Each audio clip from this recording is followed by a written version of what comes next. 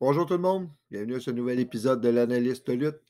Aujourd'hui, j'y vais avec mes prédictions pour la soirée numéro 2 de WrestleMania. C'est parti.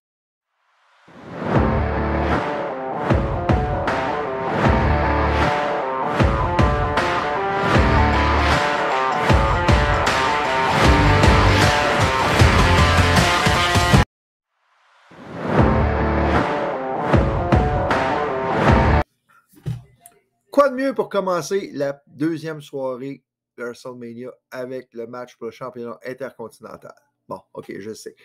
Je dis ça comme ça. Ça ne veut pas dire que c'est ce match-là qui va commencer la soirée, mais disons que si j'étais à la place de la WWE, c'est avec celui-là que je commencerais parce que je commencerais tout de suite avec un bang, avec un banger, on va dire. Mais bon, Gunther contre Drew McIntyre contre Sheamus pour le championnat intercontinental. Tout un match à prévoir. Et là, c'est pas là que vous allez voir de la haute voltige ou non.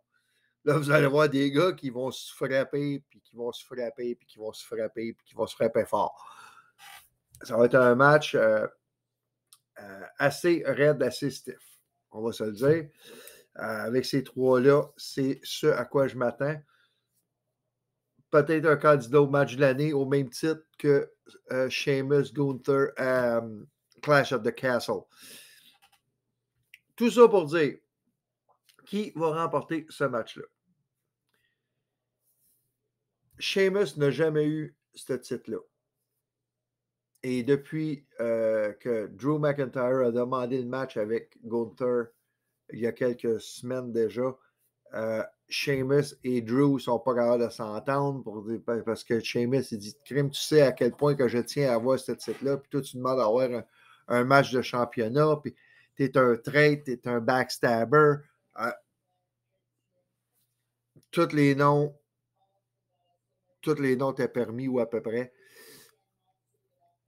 Et moi, ce que j'aimerais, ce que j'avais déjà dit, ce serait que Gunther finisse par battre le record pour le championnat intercontinental de Honky Tonk Man. Est-ce que ça va arriver? J'ai bien peur que non. Moi, j'aimerais que Gunther reste champion intercontinental. Mais je vais y aller avec Gunther pareil. Je vais aller avec Gunther dans ma prédiction. Mais la chose qui aurait été cool à voir, ce serait que McIntyre fasse son Claymore à Gunther et qu'il dise à Sheamus, pin-le pour la ceinture. Mais ça serait comme trop cheesy un peu, là. Puis c'est pas la façon que Sheamus il voudrait gagner le titre de toute façon. Donc, moi, je pense que s'ils veulent continuer à établir Gunther comme un joueur majeur dans la WWE, il faudrait qu'ils réussissent à battre Sheamus et Drew dans ce match-là. L'autre chose à prendre en considération, est-ce qu'ils veulent que Gunther perd la ceinture sans se faire battre lui-même pour l'amener à un niveau supérieur? Ça, c'est une autre possibilité. Est-ce qu'ils veulent l'amener contre Cody Rhodes éventuellement? Parce qu'on se souvient qu'au Royal Rumble, c'était Rhodes et Gunther les deux derniers. Ça, on ne sait pas. Mais ça va être pour voir. Je vais avoir une meilleure idée peut-être lorsque je ferai mon analyse des résultats de WrestleMania. Mais pour l'instant, je vais y aller avec Gunther pour ce match-là.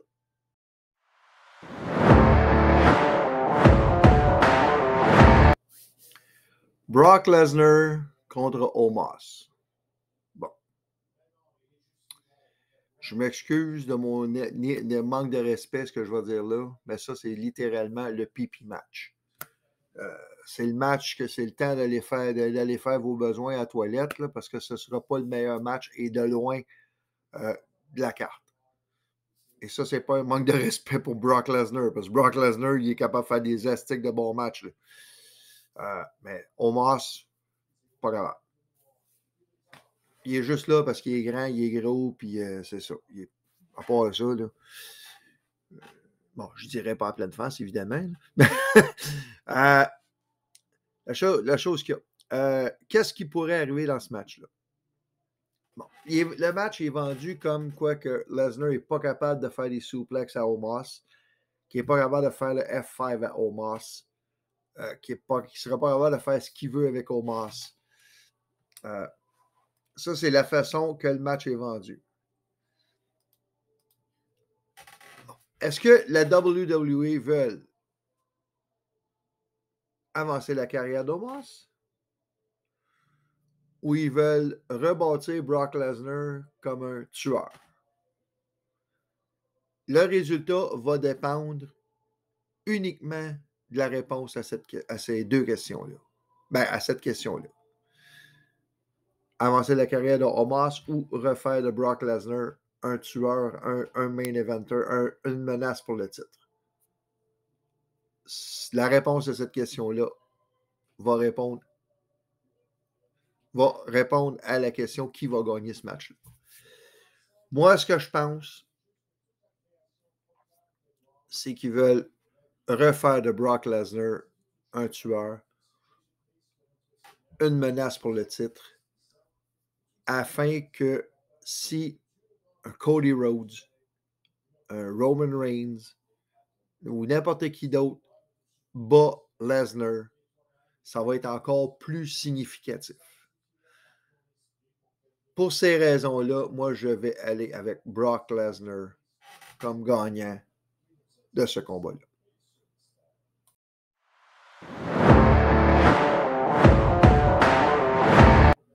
Donc, combat quadruple menace par équipe féminin. Liv Morgan et Raquel Rodriguez contre Natalya et Shotzi, contre Ronda Rousey et Shayna Baszler, contre Sonya Deville et Chelsea Green. Bon. Au cours des la dernière semaine, j'avais déjà fait ma prédiction pour ce match-là. Que ce serait Ronda Rousey et Shayna Baszler qui remporteraient ce match-là. Pour, par la suite, avoir une chance au titre par équipe féminin de la WWE. Tout simplement parce que c'est ça qui est le but. Moi, je pense qu'ils veulent commencer à rebâtir Shayna Baszler comme la tueuse qu'elle était à NXT aussi. Et de faire en sorte qu'elle soit en équipe avec Rousey pour l'instant va l'aider à rétablir son killer persona. Et peut-être plus tard qu'on verra un match Ronda Rousey et Shayna Baszler. Ça pourrait être quelque chose de très bon dans le futur. Peut-être à WrestleMania 40. Peut-être qu'on a un futur match de WrestleMania 40 dans ce match-là avec Rousey contre Baszler. Je dis ça comme ça. Je lance l'idée, mais ça pourrait être quelque chose qui serait possible d'être envisagé. Donc, en gros, Rousey, Baszler remporte ce match-là. Probablement en prenant la victoire sur Sonya Deville. Je vais aussi loin que ça dans ma prédiction. Ce serait Rousey qui prendrait la victoire sur Deville. Rousey ou Shayna Baszler va prendre la victoire sur Sonya Deville dans ce match-là.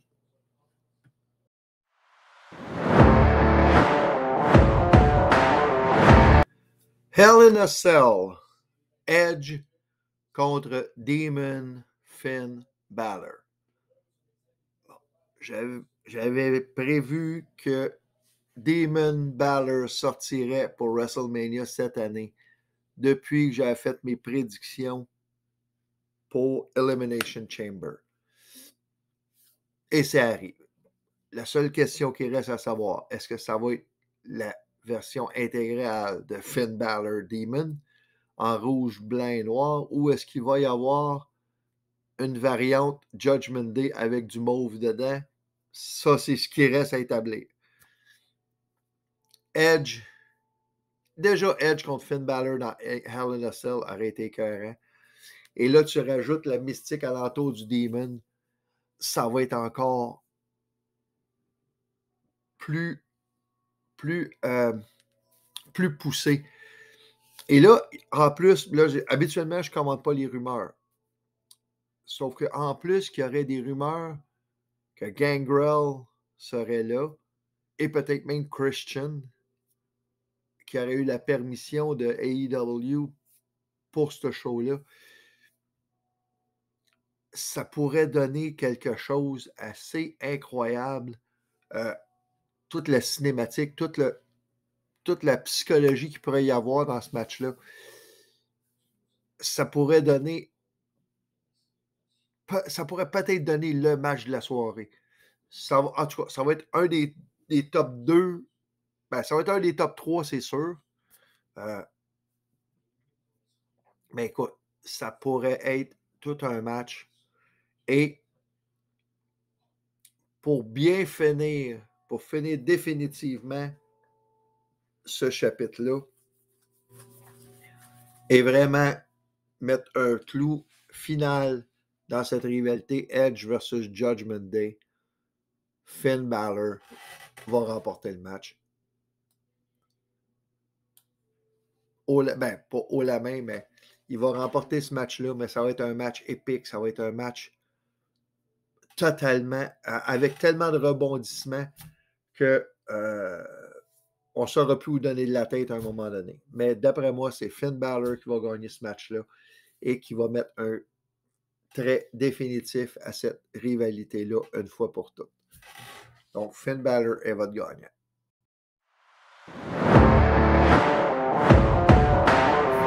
Championnat féminin de Raw. Bianca Belair versus Asuka. Ça devrait être tout un match. Encore une fois, possiblement aussi bon que Rhea contre Charlotte hier soir. Toute la psychologie en arrière de ça qui va jouer. Bianca qui a l'air à craindre le miss, qui a l'air à craindre un peu Asuka.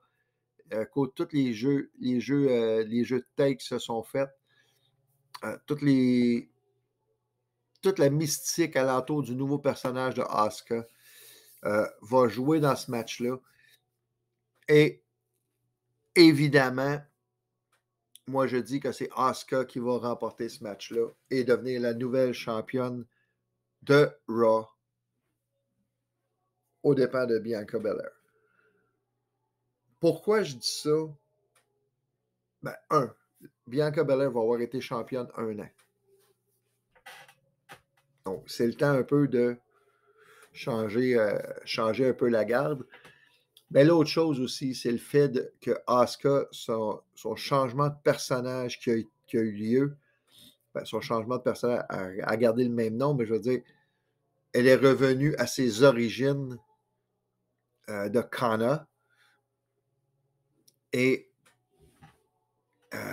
Corey Graves, dans ses commentaires, dit toujours qu'elle était la femme la plus crainte dans la business à ce moment-là. Et quand elle est arrivée à NXT, elle a eu une série de quelque chose comme 900 jours sans défaite, ou que je ne me souviens pas combien de jours, là, mais elle a eu au-dessus d'un an sûr, je pense même 2 ans sûr que sans défaite, ou quelque chose comme ça. Il faudrait que je regarde, faudrait que je me souvienne exactement c'est quoi. Et je pense que ce qu'ils veulent faire, c'est refaire de Asuka la machine imbattable qu'elle était à NXT. Et je suis entièrement d'accord avec ça. Je suis entièrement d'accord avec ça. La journée que Asuka version Kana va perdre à la WWE, ça va être une chose très significative. Probablement pas avant WrestleMania l'année prochaine. En tout cas, c'est ce que j'espère. Qu'elle pourrait avoir des matchs totalement écœurants d'ici là, si on la laisse aller un peu comme elle faisait à NXT, les matchs qu'elle a fait contre Ember Moon, je sais, je me répète, je l'ai déjà dit, mais les matchs qu'elle a fait contre Ember Moon à NXT, son match où elle a remporté la ceinture contre Bayley, c'était des très bons matchs et elle pourrait nous faire des matchs d'anthologie à tous les soirs. J'en ai aucun doute. C'est une des meilleures, sinon la meilleure lutteuse au monde présentement. Et comme je le dis, son changement de personnage, si elle perd ce soir, son changement de personnage ne voudra voulu rien dire. Donc, Asuka remporte le match ce soir et continue sa domination.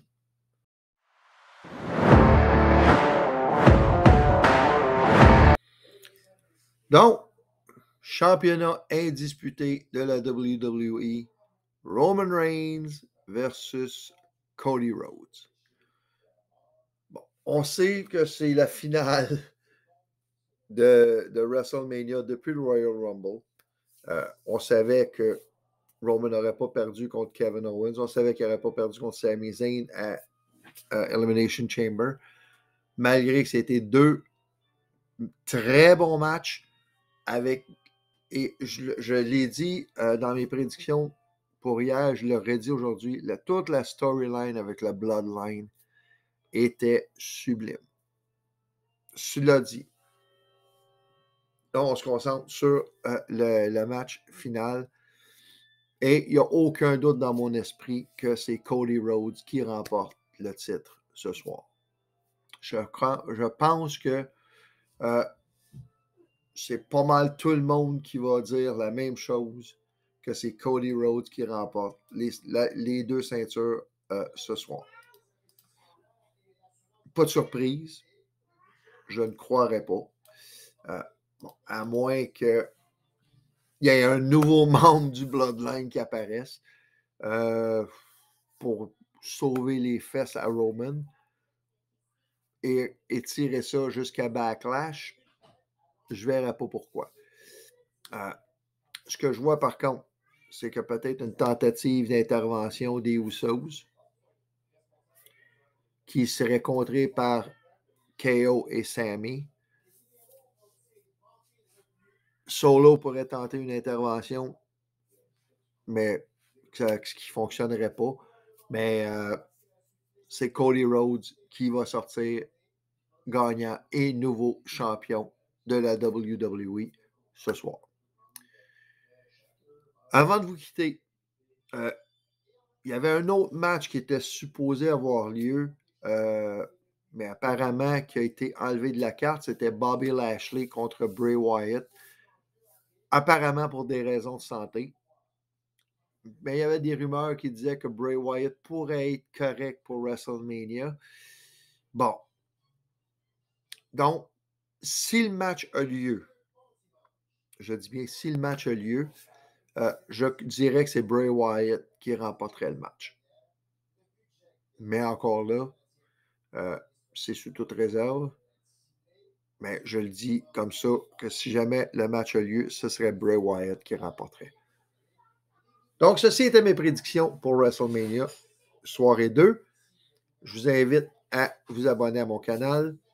Et évidemment, laissez-moi un commentaire si vous aimez ça. Activez les notifications. Et évidemment, parlez-en aux gens autour de vous, ceux qui aiment la lutte, qui pourraient peut-être aimer le genre de contenu que je fais. Merci et bonne journée et bonne deuxième soirée de WrestleMania.